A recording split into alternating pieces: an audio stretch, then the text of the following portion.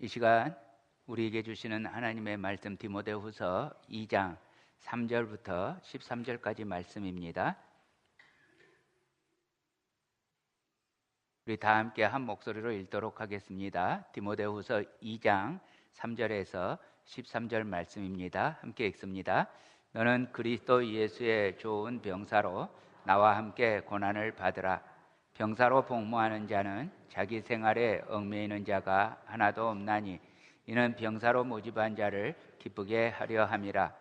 경기하는 자가 법대로 경기하지 아니하면 승리자의 관을 얻지 못할 것이며 수고하는 농부가 곡식을 먼저 받는 것이 마땅하니라. 내가 말하는 것을 생각해 보라. 주께서 범사에 내게 총명을 주시리라. 내가 전한 복음대로 다윗의 씨로 죽은 자 가운데서 다시 살아나신 예수 그리스도를 기억하라. 복음으로 말미암아 내가 죄인과 같이 매이는 데까지 고난을 받았으나 하나님의 말씀은 매이지 아니하니라. 그러므로 내가 택함 받은 자들을 위하여 모든 것을 참음은 그들도 그리스도 예수 안에 있는 구원을 영원한 영광과 함께 받게 하려 함이라. 미쁘다 이 말이여, 우리가 주와 함께 죽었으면 또한 함께 살 것이요 참으면 또한 함께 왕노릇 할 것이요 우리가 주를 부인하면 주도 우리를 부인하실 것이라. 우리는 미쁨이 없을지라도 주는 항상 미쁘시니 자기를 부인하실 수 없으시리라. 여러분, 경기를 법대로 하지 않으면 어떻게 되는 겁니까? 실격이죠. 저분들은 42km 이상의 마라톤에서 2km 줄이려다가 평생 마라톤 출전 금지 명령을 받았다고 합니다. 사도 바울이 지난 시간에 디모데에게 제자의 도를 포기하지 말 것을 권면합니다. 고난의 시간이 오니까 절대로 버리지 않을 것 같았던 동역자들이 바울을 버렸습니다. 그런데 오네시보로 같은 생각하지도 않았던 인물은 오히려 힘써서 바울을 섬기는 모습도 보게 됩니다. 바울은 그런 모습을 디모데에게 알려주면서 충성된 제자, 아들 같은 제자 디모데에게 권합니다. 2장 1절에서 예수 그리스도 안에 있는 은혜 가운데에서 강하라고 합니다. 그리고 2절에서는 복음을 다른 사람들에게 부탁하라고 합니다. 바울의 복음을 향한 자세는 자유로웠을 때도 그러고 지금 옥에 갇혀서 죽을 운명일 때도 그러고 변함없이 한결같습니다. 자, 우리 사도행전 20장 24절 함께 읽을까요? 시작. 내가 달려갈 길과 주 예수께 받은 사명 곧 하나님의 은혜의 복음을 증언하는 일을 마치려 하면은 나의 생명조차 조금도 귀한 것으로 여기지 아니하노라. 아멘. 첫 번째로 제자는 고난 가운데에서도 충성됩니다. 오늘 본문에서 바울은 제자 디모데에게 계속 권합니다. 3절입니다. 너는 그리스도의 좋은 병사로 나와 함께 고난을 받으라. 자, 여기 3절에서 핵심 단어는 고난을 받으라는 것입니다. 좋은 병사의 특징이 무엇입니까? 4절 보겠습니다. 병사로 복무하는 자는 자기 생활에 얽매이는 자가 하나도 없나니 이는 병사로 모집한 자를 기쁘게 하려 함이라.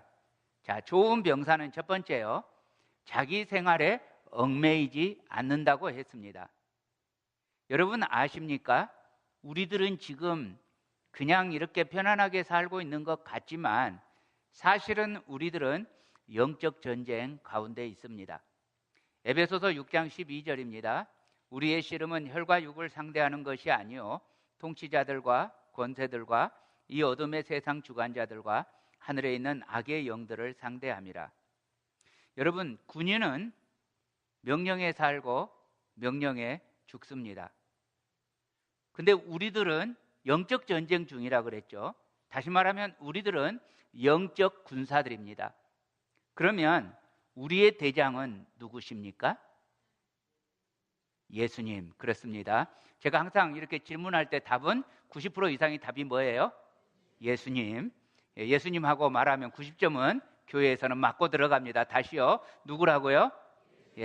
여러분의 대장이 누구라고요? 아멘. 그러므로 우리는 예수님의 명령에 살고 예수님의 명령에 죽습니다. 사랑하는 형제자매 여러분, 그러므로 여러분 모두 다 예수님의 명령에 절대로 순종하시기를 축복합니다. 여러분, 군대는 존재 이유가 물론 있어요. 군대의 존재 이유는 전쟁에서 이기려고 하는 것입니다. 그래서 전쟁에서 이기기 위해서 군인은 사람이지만 우리와 같은 사람이 아니죠. 세상에는 두 종류의 사람이 있다고 하죠. 군인과 민간인, 두 종류의 사람이 있습니다. 그래서 같은 종류의 사람이 아닙니다. 군인은 자기 마음대로 자기 일을 돌아볼 수 없습니다. 군인은 자기 자신을 위해서 목숨을 걸면 안 됩니다. 자기가 살려고 해서는 안 됩니다. 군인의 존재 이유는 오로지 전쟁에 이기기 위해서 기꺼이 자기 목숨을 걸어야 합니다.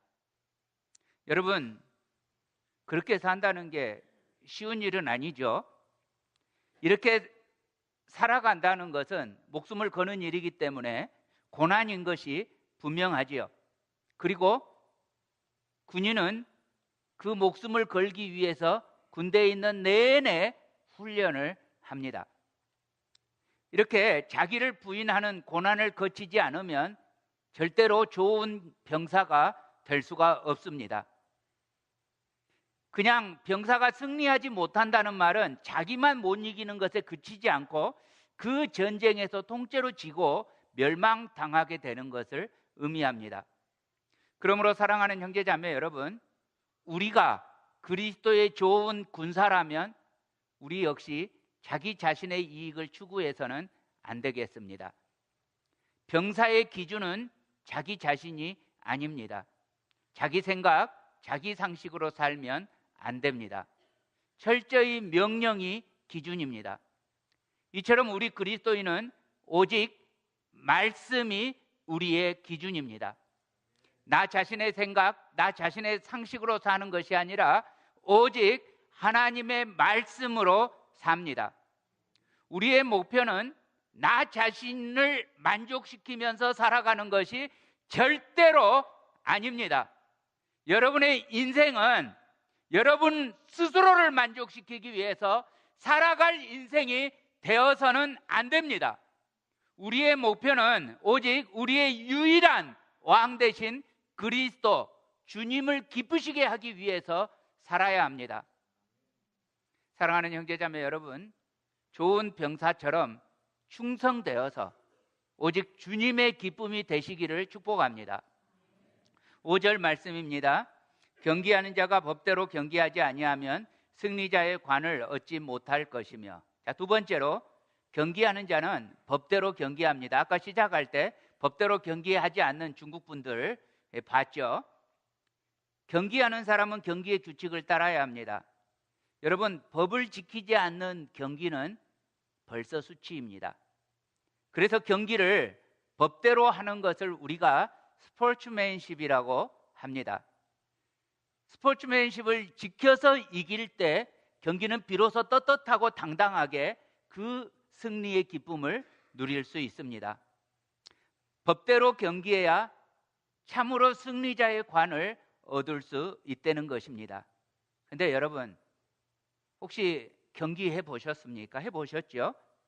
경기를 할 때 법대로 하는 것은 분명히 불편합니다. 그래서 우리 주님의 빛교회 야외 예배 나가면 이제 뭐 배구도 하고 경기를 하는데 보면 이태호 집사님 맨날 어거지 부리잖아요. 아웃인데 아니라고 하고 어거지 부리잖아요. 어디 계셔요? 이태호 집사님 일부 예배 드렸죠? 계셔야 되는데. 법대로 그대로 한다는 게 불편합니다. 그래서 많은 경기자들이 온갖 종류의 반칙의 유혹에 빠집니다. 그래서 법대로 경기한다는 것은 인내가 필요하고 윤리가 필요합니다. 법대로 경기한다는 것, 또 그 경기에 이기기 위해서 평상시 뼈를 깎는 훈련을 한다는 것, 이 모든 게 다 고난이겠죠. 그러나 이 고난 가운데서도 성실하게 준비하고 경기에 임하면 승리자의 관이라는 영광이 있습니다.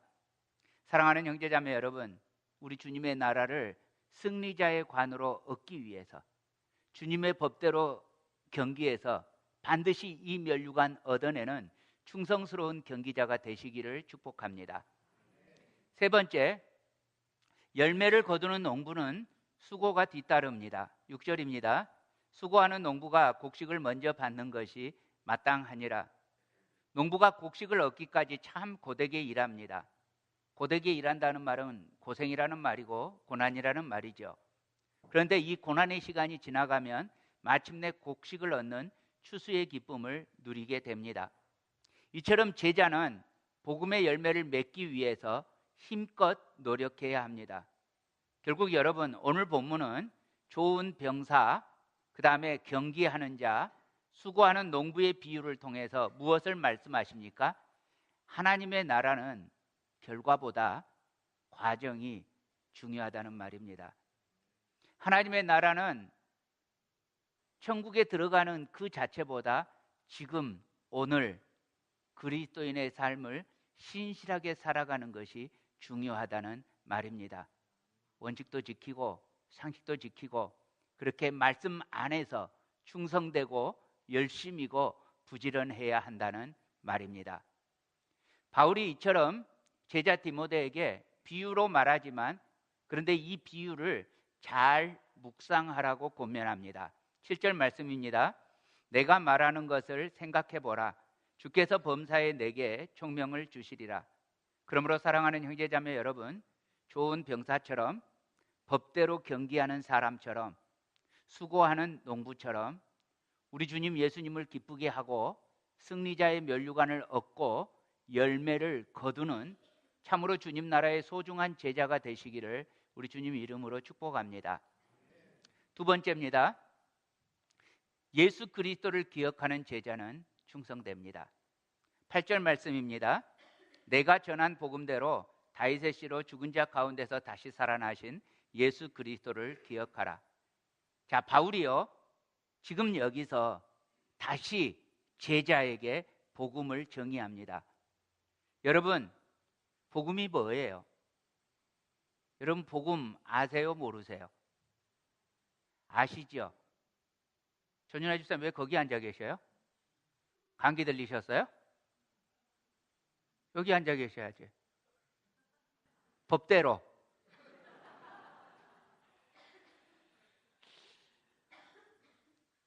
전윤아 집사님 복음 아세요? 아멘? 예수 믿는 사람이 복음 모르는 사람이 어디 있어요? 하물며 지금 이 바울에게 말씀을 받고 있는 직접적인 수신자가 누구예요? 디모데잖아요. 디모데는 제자여도 그냥 제자가 아니잖아요.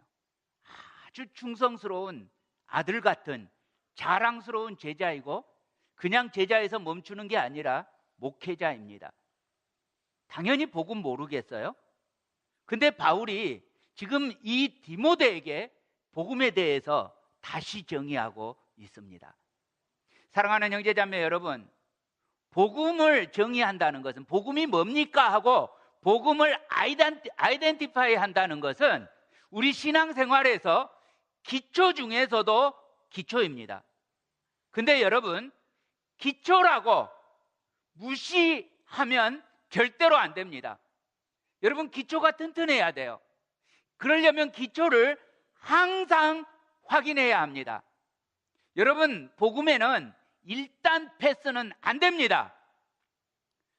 많은 분들이 이런 표현을 해요. 왕년에 나도 그랬어. 여러분, 이런 수준이면 이건 비극이고 수치입니다. 왕년에 어쨌든 지금도 나에게 복음은 나를 설레게 하는 감격이어야 합니다. 사랑하는 형제자매 여러분, 그러므로 여러분 안에서 복음의 정의, 신앙의 기초를 확인하고 또 확인하십시오. 예수 그리스도 그 이름이 정말로 나를 감격시키고 있는지, 아니면 옛날에는 그랬는데, 옛날에는 정말 뜨거웠는데 지금은 도 같아가지고 아무렇지도 않은 묵은 땅이 되어버렸는지, 혹시 내 신앙이 타성해졌지 않았는지 확인해야 합니다. 사랑하는 형제자매 여러분, 나에게 복음의 감격이 정말 나를 감격스럽게 하지 않는다면 이 신앙은 위기입니다. 멸망의 위기이고요, 사망의 위기입니다. 깨어야 할 때입니다. 일어나야 할 때입니다. 바울이 제자 디모데에게 복음의 정의를 말합니다. 복음은 다윗의 씨로부터 왔고요, 죽은 자 가운데서 다시 살아나신 분이 복음이고요, 그분이 바로 예수 그리스도이십니다. 사랑하는 형제자매 여러분, 우리 결코 잊을 수 없습니다. 잊으면 안 됩니다. 우리는 이 예수 그리스도를 기억해야 합니다. 근데 여러분, 우리가 이렇게 예수 그리스도를 기억한다는 건요, 그냥 감정적인 감격에서 멈추지 않습니다.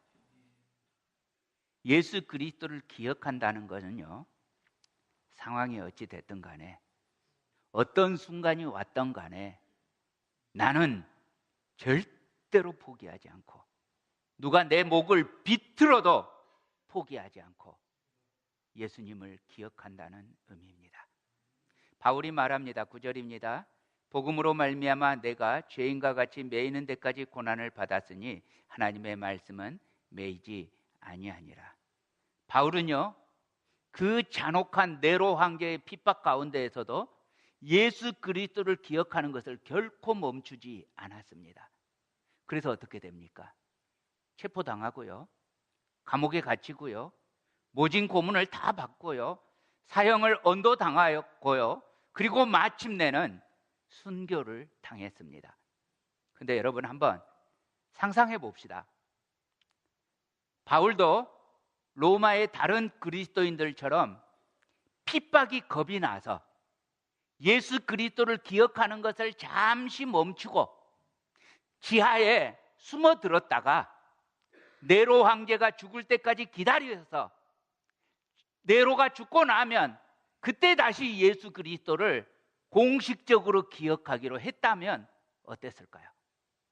만약에 바울이 잡혀 죽지 않았다면, 그래서 제명대로 다 잘 살다가 죽었다면, 바울이 로마에 가서 이 예수 그리스도를 기억하고 길가에서 그 잔혹한 핍박 가운데 있는데 그곳에서 예수 그리스도를 외치다가 잡혔을 때, 로마에 있는 모든 그리스도인들이 바울에게 어리석다고 했고, 바울에게 무모하다고 했고, 심지어 자기가 목회하던 에베소 교인들조차 바울을 아는 척하지 않고 바울을 버렸습니다.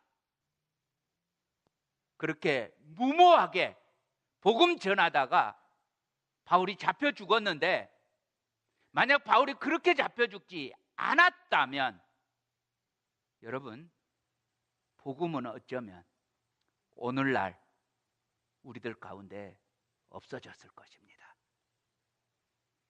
기독교는 황제가 핍박할 때마다 눈치를 보고 그때마다 예수 그리스도를 기억하는 것을 멈추면서 점점 영향력 없는, 능력 없는 그런 모습으로 사람들의 기억 속에서 잊혀져 갔을 것입니다. 결코 로마를 정복하지 못했을 것입니다. 그런데 바울이 감옥에 갇히고 죽어도 그리스도를 기억하기를 포기하지 않자 무슨 일이 일어납니까? 디모데가 그 뒤를 따릅니다. 충성스러운 제자들이 그 뒤를 따릅니다. 또 다른 제자들이 그 뒤를 따릅니다. 바울의 뒤를 따라서 그 복음의 길, 그 십자가의 길, 그 고난의 길을 걸었고 핍박을 받았고 순교를 당했습니다. 그렇게 잡아 죽여도 복음은 전달이 멈춰지지 않았고 복음의 행진은 그치지 않았습니다. 위대한 순교자들이 뒤를 이었고 또 뒤를 이었습니다. 그리고 마침내 복음은 로마 제국 전체를 정복하고 복음화 시켰습니다. 네로 황제는 사도 바울을 잡아서 로마 대화제의 괴수로 사형을 언도하고 죽였지만 복음의 전달자, 복음의 메신저 바울은 그렇게 죽었지만 바울이 그렇게 죽음으로써 오히려 그 죽음 자체가 메시지가 되었습니다. 메신저를 멈추게 할 수는 있었지만 메시지 자체를 멈추게 할 수는 없었습니다. 사도 바울을 감옥에 메어둘 수는 있었지만 하나님의 말씀은 결코 메이지 않았습니다. 그러므로 사랑하는 형제자매 여러분, 우리들도 어떤 상황에서도 나의 복음 예수 그리스도 기억하기를 결코 멈춰서는 안 되겠습니다. 내가 메일지라도 하나님의 말씀은 결코 메이지 않고 전달되게 하는 내 입술을 막게 할 수는 있으나 나의 행동 막게 할 수 없는 그 복음의 전달자, 내 몸 자체가 복음인 선교적 존재가 되시기를, 그렇게 예수 그리스도를 기억하는 제자가 되시기를 우리 주님 이름으로 축복합니다. 세 번째, 하나님께서 신실하시니까 제자들도 충성됩니다. 13절입니다. 우리는 미쁨이 없을지라도 주는 항상 미쁘시니 자기를 부인하실 수 없으시리라. 우리가 충성될 수 있는 이유는 주님이 항상 미쁘시기 때문입니다. 미쁘다는 말은 결코 변함이 없다는 말입니다. 신실하다는 말입니다. 야고보서 1장 17절 우리 함께 읽겠습니다. 시작. 온갖 온전한 선물이 다 위로부터 빛들의 아버지께로부터 내려오나니 그는 변함도 없으시고 회전하는 그림자도 없으시니라. 여러분, 하나님은요 약속하신 것을 당연히 반드시 지키십니다. 하나님은 전능하십니다. 오늘 이렇게 우리 순회 선교사님들이 한꺼번에 탁 들이닥치는데 제가 보자마자 반가워하지 않고, 보통 때는 반가워하는데 보자마자 헉 했습니다. 왜냐하면 중보기도학교 제가 추천서를 써 드려야 되는데 중보기도학교 끝나기까지 지금 내가 계속 잊어먹고 추천서를 못 보냈어요. 예, 주영로 목사는 약속도 못 지켜요. 몇 번 약속했는데 계속 잊어먹었어요. 그러나 종은 이따위여도 우리 주님은 절대로 신실하십니다. 여러분, 주님은 전능하십니다. 우리 주님은 미안해요, 까먹었습니다 하지 않으십니다. 그래서 우리 주님은 못 지킬 약속이 없으십니다. 그리고 우리 주님은 충만하십니다. 결코 부족하지 않습니다. 그래서 우리 주님은 못 지킬 약속 따위는 애시당초 하시지를 않으십니다. 세상에 있는 모든 것이, 천지에 있는 모든 것이 우리 주님의 것입니다. 그래서 주님은 우리에게 굳이 거짓말해 가면서까지 뭔가 받아내야 할 것이 없으십니다. 그럼에도 불구하고 주님께서 우리에게 약속하십니다. 약속하시는 이유는 다른 것이 아니라 우리들의 복을 위해서입니다. 죄 때문에 도무지 소망이 없고 도무지 길이 없고 절망과 멸망과 사망밖에 없는 우리에게 우리 주님께서 영원한 생명을 주시기 위해서 우리에게 복음이라는, 예수 그리스도의 복음이라는 약속을 하셨습니다. 할렐루야. 그러므로 만약에 하나님이 일이라도 약속을 지키지 않으신다면 하나님은 하나님이실 수 없습니다. 그러니까 하나님은 약속을 지키지 않으므로 자기 자신을 부인하실 수가 없습니다. 그러므로 우리는 오늘도 이 복음의 약속을 믿음으로 서고 믿음으로 나아가십시다. 바울은 말합니다. 10절입니다.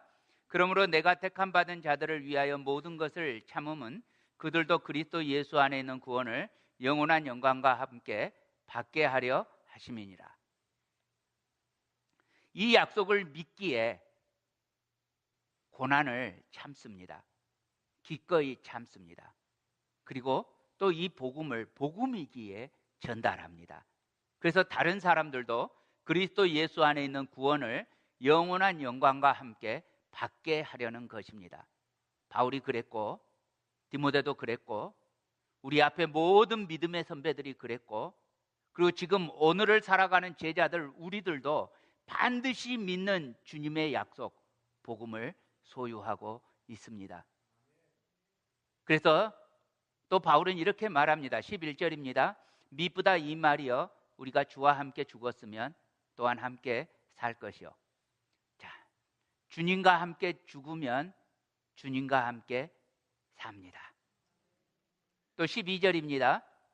참으면 또한 함께 왕노릇 할 것이요, 우리가 주를 부인하면 주도 우리를 부인하실 것이라. 두 번째, 참으면, 고난을 참으면 주님과 함께 영원히 왕노릇 할 것입니다.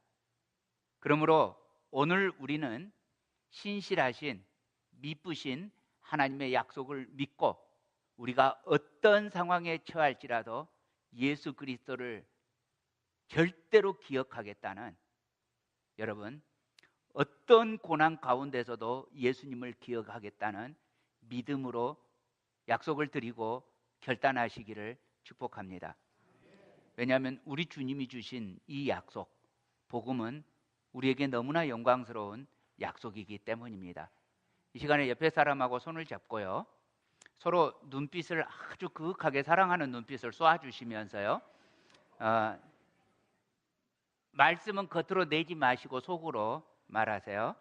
자, 내가 지금 당신 앞에서 다짐하는데 나는 예수님만 기억할 거야. 그렇게 눈빛으로 쏴주세요.